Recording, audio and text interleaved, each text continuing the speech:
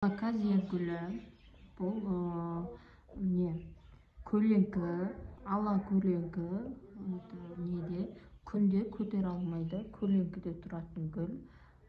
Және де несі көп суды қалай бермейді.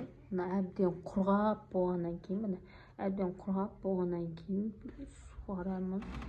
Сол үшін суды көп суарсаңыздар да нам болып, көлеңкі жерде көп тұрып қалса, бұл уже жылымыз көлеңкіде тұру керек қой.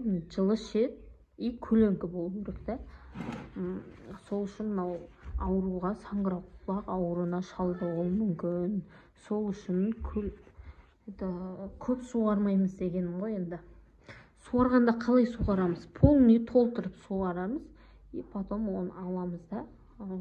Астында полный мына ыдысын төгіп жібереміз. Суарып болғаннан кейін қайтадан қойып қоямыз.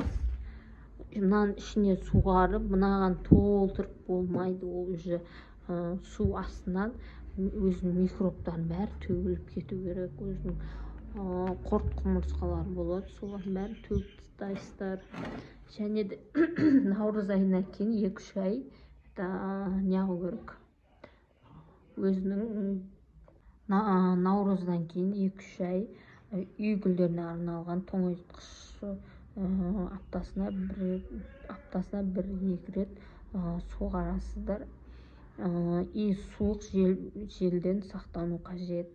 Артық суарғаннан саңырауқұлақ ауруына шалдығады.